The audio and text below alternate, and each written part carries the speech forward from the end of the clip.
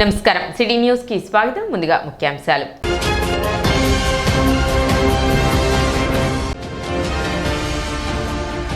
Road భద్రతా మాస ఉత్సవాలలో భాగంగా హెల్మెట్ పై మహిళా పోలీసుల అవగాహన ర్యాలీ.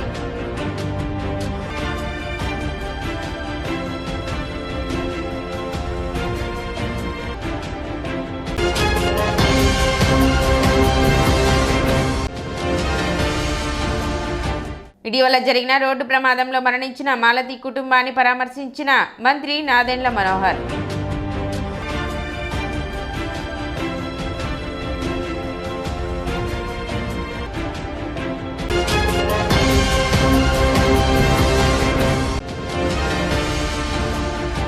పట్టణంలో ఘనంగా జాతిపిత మహాత్మా గాంధీ వర్ధంతి వేడుకలు.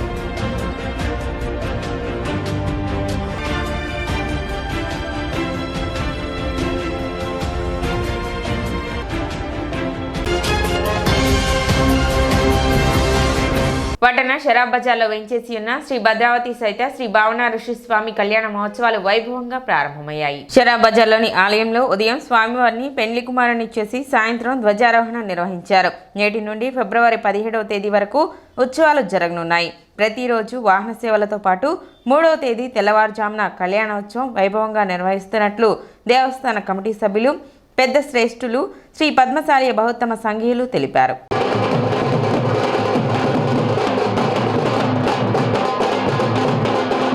భద్రావతి శ్రీ భావన కళ్యాణ మహోత్సవం సందర్భంగా ఈ 30/1/2025 రాత్రి 7 గంటలకి ధ్వజారోహణం, 31వ తారీఖున సాయంత్రం 6 గంటలకి నెమలి వాహనం, 1వ తారీఖు ఉదయం 10 గంటలకి నెమలి వాహనోత్సవం, రాత్రి 7 గంటలకి పొగడ వాహనోత్సవం, 2వ తారీఖు రాత్రి 9 గంటలకి స్వామివారి భృంగీశ్వర వాహనము, అమ్మవారి గజవాహనోత్సవం జరిగిన కావున సంఘులందరూ ఈ కార్యక్రమంలో పాల్గొని స్వామివారి కళ్యాణ మహోత్సవం దిగ్విజయంగా చేయవలసిందిగా కోరుతున్నాం. శ్రీ భద్రావతి సహిత శ్రీ భావనారి స్వామివారి కళ్యాణ మహోత్సవం సందర్భంగా దాదాపు 100 సంవత్సరాలు పైబడి నిర్మించినటువంటి ఈ దేవస్థానంలో అప్పటి నుంచి ఇప్పటి వరకు కూడా ప్రతి సంవత్సరం ఆనవాయితీగా ఈ కళ్యాణ మహోత్సవాన్ని అత్యంత వైభవంగా నిర్వహిస్తూ ఉన్నాం. ఈరోజు ఉదయం స్వామివారిని 8 గంటలకి పెళ్లి కుమారుని, అమ్మవారిని పెళ్లి కుమార్తెను చేయడం జరిగింది. అందులో భాగంగానే ఈ రోజున ఇప్పుడు రాత్రి 8 గంటలకు ధ్వజారోహణం కార్యక్రమం కూడా జరుగుతూ ఉంది. మరి అందులో భాగంగానే రేపటి రోజున 31వ తారీఖున నెమలి వాహనోత్సవం, 1వ తారీఖున నెమలి వాహనోత్సవం ఉదయం, రాత్రికి పొగడ వాహనోత్సవం జరుగుతుంది. తర్వాత 2వ తారీఖు ఆదివారం రోజు రాత్రి స్వామి అమ్మవారిని నగరోత్సవంగా ఊరంతా కూడా ఊరేగించడం జరుగుతుంది. స్వామివారిని గజవాహనం పైన, అమ్మవారిని భృంగీశ్వర వాహనం పైన ఊరేగింపులో పాల్గొని తెనాలి పురవీధులన్నీ కూడా ఆ రోజున కెక్కిరిసిన సంఘీయులతో అనేక చోట్ల ఈ కళ్యాణ వైభోగాన్ని నిర్వహించడం జరుగుతుంది. సోమవారం గాడిబావ సెంటర్లో గల స్వామివారి కళ్యాణ మహోత్సవ మండపంలో అత్యంత వైభవంగా మరొక భద్రాద్రిని తలపించే విధంగా కళ్యాణ మహోత్సవాన్ని నిర్వహించడం కూడా జరుగుతుంది. జాతిపిత మహాత్మా గాంధీ 77వ వర్ధంతిని ఏపీ నవచైతన్య బీసీ సంక్షేమ సేవా సంఘం ఆధ్వర్యంలో ఘనంగా నిర్వహించారు. తెనాలి మార్కెట్ సెంటర్లోని సంఘ కార్యాలయంలో రాష్ట్ర అధ్యక్షులు మేడిపోయిన గంగా యాదవ్ గాంధీ చిత్రపటానికి పూలమాలలు వేసి ఘనంగా నివాళులు అర్పించారు. ఈ సందర్భంగా గంగా యాదవ్ మాట్లాడుతూ అహింసా మార్గంలో దేశానికి స్వాతంత్ర్యం తీసుకొచ్చారని కొనియాడారు. ఈ కార్యక్రమంలో రాష్ట్ర జనరల్ సెక్రటరీ మల్లంపల్లి భీష్మపాములు, మాజీ కౌన్సిలర్ కరేటి రవి, రాష్ట్ర కార్యవర్గ సభ్యులు మేడిపోయిన రమణ, తెనాలి నియోజకవర్గ అధ్యక్షులు తాడిపోయిన ప్రవీణ్ కుమార్ యాదవ్, గౌతమి, జశ్వంత్, పట్టణ అధ్యక్షులు Chattu Srinivasa Rao, Burra Srinu, B Prem Kumar, P Siva Suresh, Nallagolla Gangadevi, CH Chalapathi, BC నాయకులు తదితరులు పాల్గొన్నారు. మహాత్మా గాంధీ గారి 77 వర్ధంతి సందర్భంగా తెనాలి పట్టణంలో నవచైతన్య బీసీ సంక్షేమ సేవా సంఘం కార్యాలయంలో ఆయనకి ఘనంగా నివాళులర్పించడం జరిగింది. భావితరాలు ఈరోజు ఆయన చూసి స్ఫూర్తిగా నేర్చుకోవాలని చెప్పేసి ఆయన ఉప్పు సత్యాగ్రహంగా కండి ఎన్నో దేశం కోసం డండలో చదువుకొని కూడా మళ్ళీ ఇండియా వచ్చి దేశం ఇలా అయిపోతుందని చెప్పేసి ఎన్నో కార్యక్రమాలు చేసి ఉద్యమాలు చేసి ఆయన బ్రిటిష్ వాళ్ళకి ఎదుర్కొని ఈరోజు నిలబడి స్వతంత్రం తీసుకొచ్చారంటే అలాంటి మహనీయుడిని ఈరోజు మనం గౌరవించుకోవడం చాలా సంతోషంగా ఉంది. స్వాతంత్రం తీసుకొచ్చినటువంటి గాంధీ గారు ప్రపంచంలోనే ఏకైక వ్యక్తి. ఈ సందర్భంగా ఆయనకు నివాళులు అర్పించుకోవడం చాలా అదృష్టంగా భావిస్తున్నాం. మరియు ఆయన జాతిపిత, ఏనాడు కూడా ఎట్లాంటి పదవులు ఆశించకుండా కేవలం నిస్వార్థంగా దేవసేవ చేశారు. ఆయనకు ఎంతో ధన్యవాదాలు తెలియజేస్తున్నాం. గుంటూరు జిల్లాలో ప్రసిద్ధి చెందిన వడ్లమూడి క్వారీ తిరునాళ్ల ఏర్పాట్లపై సబ్ కలెక్టర్ కార్యాలయంలో సబ్ కలెక్టర్ సంజనా సింహ అధ్యక్షతన కోఆర్డినేషన్ సమావేశం జరిగింది. తిరునాళ్ల ఏర్పాట్లపై ఈ సందర్భంగా ఆమె అధికారులతో చర్చించారు. ఈ సందర్భంగా ఆమె మాట్లాడుతూ పండుగ 2 రోజుల ముందు నుండే భక్తులు పెద్ద సంఖ్యలో ఆలయానికి తరలి వస్తారని, భక్తులకు ఎటువంటి అసౌకర్యం కలగకుండా తీసుకోవాల్సిన ఏర్పాట్లపై చర్చించినట్లు ఆమె తెలిపారు. తిరునాళ్ల సమయంలో ఎటువంటి అవాంఛనీయ ఘటనలు జరగకుండా తీసుకోవాల్సిన భద్రతా ఏర్పాట్లు, పార్కింగ్, ట్రాఫిక్ మళ్లింపు, ప్రమాదాలు జరగకుండా చేపట్టవలసిన కార్యక్రమాలు, విద్యుత్ శాఖ, పంచాయతీ అధికారులు చేయవలసిన ఏర్పాట్లు, అత్యవసర పరిస్థితుల్లో అందించవలసిన వైద్య సేవలకు సంబంధించి మెడికల్ క్యాంప్ ఏర్పాటు వంటి వాటిపై సమావేశంలో చర్చించినట్లు సబ్ కలెక్టర్ సంజనా సింహ తెలిపారు. అదేవిధంగా పండుగ సందర్భంగా 2 రోజుల పాటు డ్రై డే విధించి దానిని ఏ విధంగా అమలు చేస్తారు అనే దానిపై ఎక్సైజ్ శాఖ అధికారులతో మాట్లాడడం జరిగిందన్నారు. వీటన్నిటికీ సంబంధించి మరో వారం రోజుల్లో ఇంకో సమావేశం నిర్వహిస్తామని ఆమె తెలిపారు. తిరునాళ్లు ప్రశాంతంగా జరిగే విధంగా అన్ని చర్యలు తీసుకుంటామని సబ్ కలెక్టర్ సంజనా సింహ తెలిపారు. మనకి నెక్స్ట్ మంత్ ఫిబ్రవరి 26న శివరాత్రి పండుగ ఉంది. సో ఆ శివరాత్రికి మనకందరికీ తెలుసు, చేబ్రోల్లో మనకి క్వారీ టెంపుల్లో చాలా పెద్ద స్థాయిలో సెలబ్రేషన్స్ అవుతాయి. పండగకి ముందర 2 రోజుల నుంచే కూడా సెలబ్రేషన్స్ అవుతాయి. సో దీనికి సంబంధించి డిపార్ట్మెంట్స్ అందరినీ కూడా ఈరోజు ఒక కోఆర్డినేషన్ మీటింగ్కి పిలవడం జరిగింది. సో ఎలా అయితే లాస్ట్ ఫ్యూ ఇయర్స్గా పండగ జరుగుతుందో ప్రజలు ఎంతోమంది వస్తారు, ప్రభలు వస్తాయి, అలానే చిన్న పిల్లల నుంచి పెద్దవాళ్ళు కూడా వస్తారు. కాబట్టి పండగ స్మూత్గా అవ్వాలి, ఎటువంటి ఇబ్బందులు కూడా ఉండకుండా ఎలా చూసుకోవాలనేది డిస్కషన్ జరిగింది. సో దీంట్లో సందర్భంగా రెవెన్యూ డిపార్ట్మెంట్ విఆర్ఓస్ నుంచి ఎంఆర్ఓ స్థాయి వరకు ఏవి డ్యూటీస్ ఉంటాయి, పోలీస్ డిపార్ట్మెంట్కి ప్రజల సేఫ్టీ, మరి అలాగే పార్కింగ్, ట్రాఫిక్ డైవర్షన్, ప్రభలు వచ్చేటప్పుడు ఎలా దాన్ని సక్రమంగా తేవాలి, ఎటువంటి కూడా యాక్సిడెంట్స్కి దారితీయకుండా ఎట్లా చూసుకోవాలి, అలానే ఎలక్ట్రిసిటీ డిపార్ట్మెంట్ రోల్ ఏంటి, వాళ్ళు కూడా ఎలా దీంట్లో చూసుకోవాలి, పంచాయత్ డిపార్ట్మెంట్ నుంచి మనకి అరేంజ్మెంట్స్ కానీ, శానిటేషన్ గురించి వాళ్ళు తీసుకునే వివిధ మెజర్స్ కానీ, అలాగే ఆర్టీసీ బస్సెస్ ఎలా వస్తాయి, వాళ్ళకి పార్కింగ్ ఎక్కడ, వాళ్ళు ఏ ఫ్రీక్వెన్సీతో బస్సెస్ని నడుపుతారు, మరియు మెడికల్ డిపార్ట్మెంట్ ఎలాంటి శ్రద్ధ పాటించాలి, అక్కడ ఏదైనా అన్టువర్డ్ ఇన్సిడెంట్ అవుతే ఎలా మనము ఫస్ట్ ఎయిడ్ కానీ అందించాలి, అలానే ఫైర్ డిపార్ట్మెంట్ వాళ్ళు అక్కడ మనకు తెలుసు చాలామంది ఆడవాళ్ళు పొంగల్ చేసుకోవడానికి వస్తారు. ఏదన్నా అక్కడ ఇన్సిడెంట్ అవుతే ఫైర్ డిపార్ట్మెంట్ ఎట్లా రెస్పాండ్ అవ్వాలి, ఇలాంటి ఇష్యూస్ అన్నీ కూడా బాగా డిస్కస్ చేయడం జరిగింది. అలానే ఎక్సైజ్ డిపార్ట్మెంట్ వాళ్ళు కూడా అక్కడ పండగ ముందు రోజు, పండగ రోజు ఒక 2 days డ్రై డే ఉంటుంది, దాన్ని ఎలా ఎన్ఫోర్స్ చేస్తారు, వాళ్ళకు కూడా ఎలా ఉన్నాయి వాళ్ళ ప్రిపరేషన్స్, ఇవన్నీ రివ్యూ చేయడం జరిగింది. గోయింగ్ ఫర్దర్ ఒక 1 weekలో ఆన్ ద ఫీల్డ్ ఎలా అవుతున్నాయి ప్రిపరేషన్స్ అని ఫీల్డ్ మీద కూడా ఒక మీటింగ్ కండక్ట్ చేస్తాము. Tenali to Guntur and Guntur to Tenali roads గురించి చూసి ఎక్కడైతే మనకి క్రాస్ రోడ్స్ ఉన్నాయో అక్కడ ప్రభలు వస్తాయి, అక్కడ ఆర్టీసీ బస్సెస్ వస్తాయి, అలానే ప్రజలు 2 wheelers 4 wheelers వస్తారు. సో ఎక్కడ వరకు ఎవరిని లిమిట్ చేయొచ్చు అనేది మేము ఇప్పుడు పాయింట్ ఆఫ్ డిస్కషన్గా పెట్టుకున్నాము. కాకపోతే మనం ట్రాఫిక్ గురించి ఎప్పుడు కూడా ఆఫీస్లో మాట్లాడితే అది అన్సక్సెస్ఫుల్ డిస్కషన్ అవుతుంది. సో మేమేమనుకున్నామంటే ఒకసారి నెక్స్ట్ వీక్ ఫీల్డ్ మీద వెళ్ళిన తర్వాత మెయిన్ రోడ్స్తో పాటు డొంక రోడ్స్, ఇంటీరియర్ రోడ్స్ని కూడా ఒకసారి మ్యాప్ చేసుకుని ఎక్కడి వరకు ఆర్టీసీ బస్సులను ఆపచ్చు, ఎక్కడి వరకు పర్సనల్ 2 wheelers అండ్ 4 wheelersని ఆపచ్చు, ఎలా దాన్ని చేయాలి అనేది చూస్తున్నాము.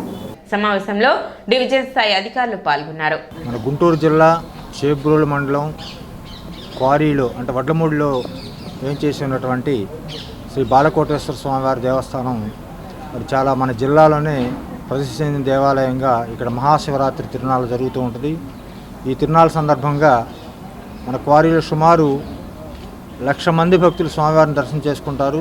మరి తిరునాళ్ళకు కూడా దాదాపు 2.5 నుంచి 3 లక్షల మంది వస్తారని ఇప్పుడే మరి సబ్ కలెక్టర్ గారు కూడా అంచనా వేశారు. దీన్ని బట్టి దానికి సంబంధించినటువంటి అరేంజ్మెంట్స్ కోసం ఈరోజు మరి సబ్ కలెక్టర్ గారి ఆధ్వర్యంలో కోఆర్డినేషన్ మీటింగ్ జరగడం జరిగింది.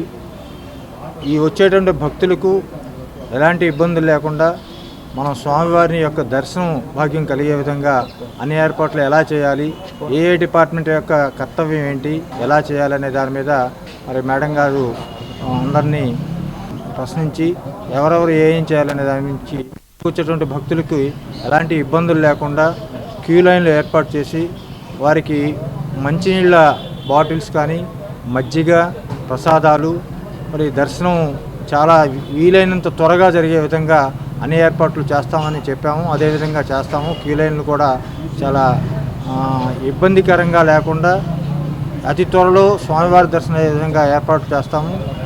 రోజు రోజుకు పెరిగిపోతున్న సైబర్ నేరాలపై ప్రజల్లో ఆలోచన కల్పించడం, సామాజిక బాధ్యతగా భావించిన బ్యాంకింగ్ దిగ్గజం భారతీయ స్టేట్ బ్యాంక్ రాజమండ్రికి చెందిన కళాకారులచే నేడు రేపు తెనాలిలో 2 రోజుల పాటు వీధి నాటకం ప్రదర్శించి ఆన్లైన్ మోసాలపై అవగాహన కల్పించింది.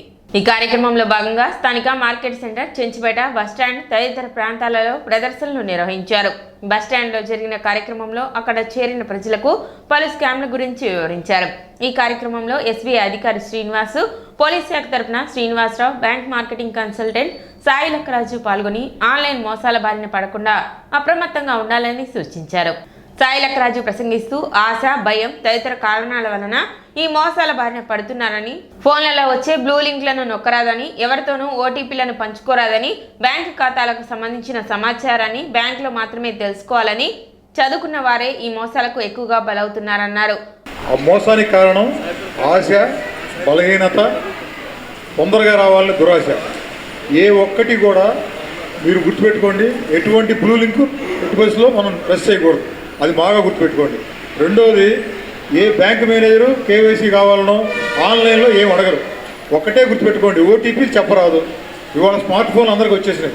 ఓటీపీ చెప్పారు అంటే ఆ డబ్బులు పోయినట్టే.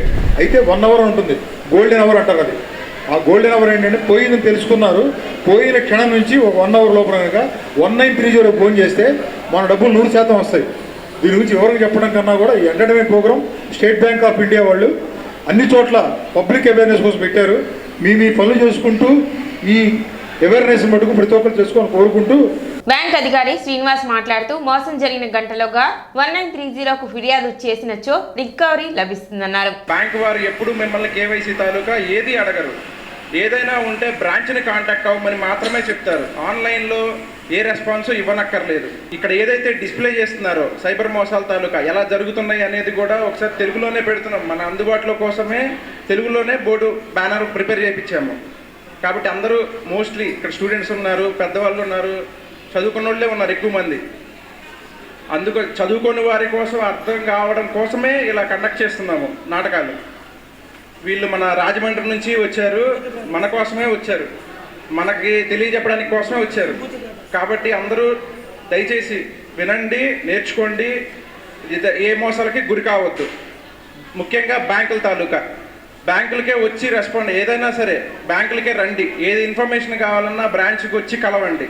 ఆన్లైన్లో ఎటువంటికి పాల్పడొద్దు. సైబర్ నేరాలపై, ఆన్లైన్ మోసాలపై హాస్యం, వినోదం మేళవించి రూపొందించిన వీధి నాటకం ఆద్యంతం రసవత్తరంగా జరిగి ఆహుతులను ఆకట్టుకుంది. ఫోన్ పే చేశారు చూడండి, ఒకసారి ఫోన్ పే వచ్చింది చూడండి. వస్తాడు, మా వాళ్ళు పంపిస్తారు సార్. అయితే మరి ఏదో బ్లూ అంకి ద్వారా మెసేజ్ వచ్చిందండి. మెసేజ్ వచ్చింది, దాన్ని క్లిక్ చేయండి. క్లిక్ చేయాలా? దాన్ని క్లిక్ చేశారనుకోండి, మీకు ఆర్డర్ తీసుకున్నట్టుగా మాకు పిల్లప్ వస్తుంది అంతే. ఓహో, దాన్ని క్లిక్ చేసి మీకు ఆర్డర్ అయినట్టుగా పిల్లప్ వస్తుందా? ఓకే సార్, అలాగేనండి. సైబర్ నేరాల గురించి ముఖ్యంగా చెప్పేది ఏంటంటే, ఈ మెసేజ్లు వచ్చినప్పుడు మనకి గ్రీన్ మీద క్లిక్ చేయొద్దు అనేది ఒకటి. ఓటీపీ, మనకు వచ్చిన ఓటీపీ అడుగుతారు వాళ్ళు. ఆ ఓటీపీ గురించి చెప్పకూడదు అనేది అందరూ తెలుసుకోవాల్సిన ముఖ్యమైన విషయం. ఇంకో విషయం ఏంటంటే, బ్యాంక్ గురించి ఎలాంటి ఆఫీసర్స్ కూడా మేము మీకు ఫోన్ చేస్తున్నాము, మీరు అది చెప్పండి, ఇది చెప్పండి అనేది వాళ్ళు అడుగుతుంటారు. ఇది కూడా ముఖ్యంగా అందరూ గుర్తుపెట్టుకొని, మనకి ఏ బ్యాంక్ మేనేజర్ కానీ ఎవరు కానీ మనకి ఫోన్ చేయరు. మనకేమైనా అవసరం ఉంటే మనం పోయి బ్యాంక్కి వెళ్ళి మనం తెలుసుకోవాల్సిందే, కానీ వాళ్ళు ఎవరు ఫోన్ చేయరు అనేది ముఖ్యంగా అందరూ గుర్తుపెట్టుకొని ఈ నిబంధనలు అందరూ పాటించి ఎవరు డబ్బులు పోగొట్టుకోకూడదు అనేది ముఖ్యమైన దీని ఉద్దేశం. సైబర్ క్రైమ్ అనేది కంటిన్యూటీ అవుతుంది వల్ల ఇది టెలికాస్ట్ అవుతుంది. ఇది ఒక్క స్టేట్కే కాదు, అన్ని స్టేట్లకి ఇది టెలికాస్ట్ అవుతుంది. ఈ సైబర్ క్రైమ్ అనేది అరికట్టే విధానంలో సెల్ వాడకం ప్రతి ఒక్క రోజు ఈరోజు కమ్యూనిక బాగా డెవలప్మెంట్ అవడం వల్ల చదువుకున్న వాళ్ళు చదువుకోలేని వాళ్ళు కూడా కామన్గా మాకు కమ్యూనికేషన్ నిమిత్తం మాకు సెల్ ఉంటే వాళ్ళతో మాట్లాడతాం మీతో మాట్లాడతాం చెప్పి అందరూ కూడా దీనికి తోడ్పడడం వల్ల సెల్స్ అనేవి బాగా డెవలప్మెంట్ అయిపోయినాయి. తెనాలి పట్టణ ఆర్యవైశ్య సంఘం మరియు జిల్లా ఆర్యవైశ్య సంఘం ఆధ్వర్యంలో మహాత్మా గాంధీ వర్ధంతి కార్యక్రమాన్ని నిర్వహించారు. ఈ సందర్భంగా గాంధీ చౌక్లోని మహాత్మా గాంధీ విగ్రహానికి పూలమాలలు వేసి నివాళులు అర్పించారు. దేశానికి మహాత్మా గాంధీ అందించిన సేవలను వారు కొనియాడారు. కార్యక్రమంలో తెనాలి పట్టణ ఆర్యవైశ్య సంఘం అధ్యక్షులు గోనుగుట్ల శ్రీనివాసరావు, సెక్రటరీ జీవీపీఏ గుప్తా, ట్రెజరర్ రాము, సభ్యులు తాత శ్రీనివాసరావు, చీమకుర్తి సుబ్రహ్మణ్యం, అరుణ్ కుమార్, గుర్రం సుధీర్, దర్శి అనంత్, వెంకటరత్నం తదితరులు పాల్గొన్నారు. గారి వర్ధంతి సందర్భంగా ఈ రోజున పట్టణ ఆర్యవైశ్య సంఘం, జిల్లా ఆర్యవైశ్య సంఘం తరఫున సభ్యులందరూ మహాత్మా గాంధీకి నివాళులర్పించారు.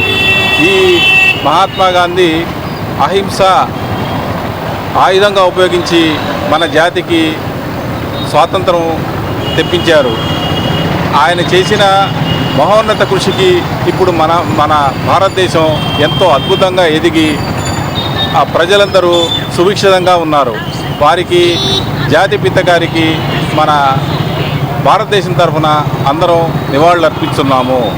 ఈరోజు 30వ తారీఖు 1వ నెల గాంధీ గారి వర్ధంతి సందర్భంగా గాంధీ చౌక్లో ఉన్న గాంధీ గారి విగ్రహానికి నివాళులర్పించాం. ఇప్పుడు చిన్న విరామం.